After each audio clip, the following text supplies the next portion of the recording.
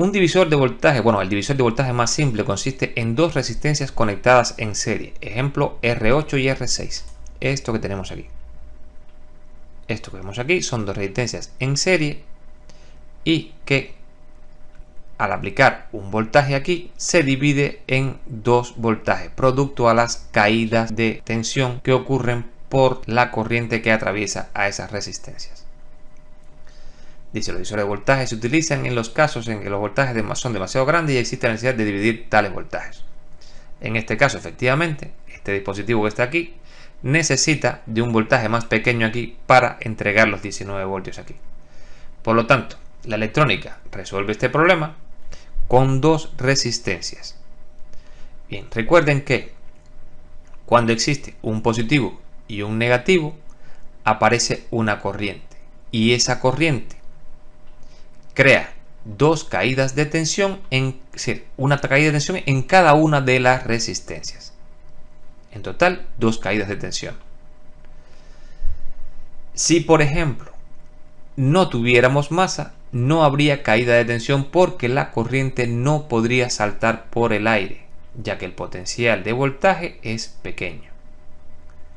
Ocurriría o podría pasar por el aire si el voltaje subiría a una magnitud tal que le permitiera pasar por aire. Pero en este caso, al ser un voltaje tan pequeño y el circuito, si estuviera abierto, no podría pasar. No obstante, repito, si el circuito tiene positivo y negativo, aparece una corriente eléctrica, una corriente total, que atraviesa las dos resistencias. Recuerden, principio de conservación de la carga. Si salían 20 electrones, llegaban 20 electrones. Esto quiere decir que las dos resistencias serán atravesadas por la misma corriente, la misma cantidad de electrones.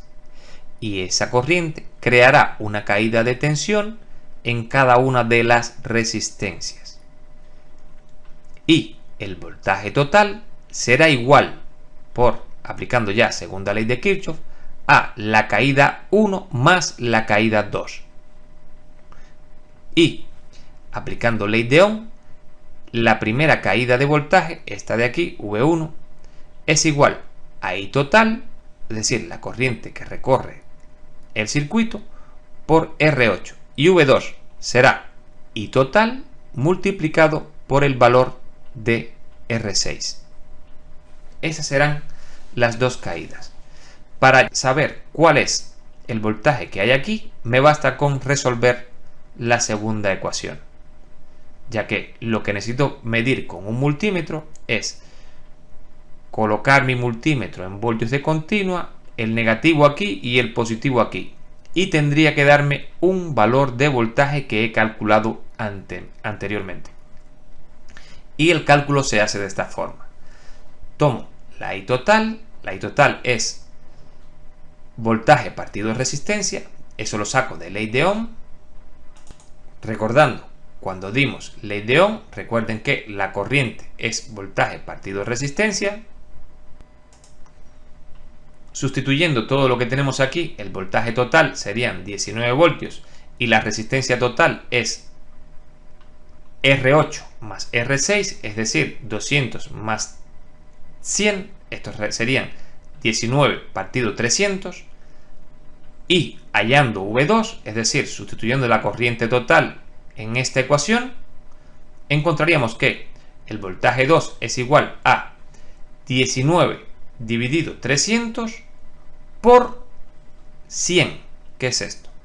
Y resolviendo esa ecuación tendríamos que V2 es igual a 6.3333 voltios. Es decir, cuando yo mida con mi multímetro, ponga el negativo aquí y el positivo aquí y lo tenga en voltios, y aquí hayan 19 voltios, o sea, el portátil esté conectado, encontraré que aquí me va a reflejar esta tensión, 6,33 voltios. Es muy importante que sepan que esto es un ejemplo para tomarlo como ejemplo en el curso. Las fuentes no siempre dan 19 voltios exactos. A veces dan 19,3, 19,5, 19,4, 18,9. Y es el valor que vamos a poner aquí. Por lo tanto, es un pequeño detalle que si queremos lo más próximo posible al valor, tendríamos que medir ese valor que está aquí de voltaje.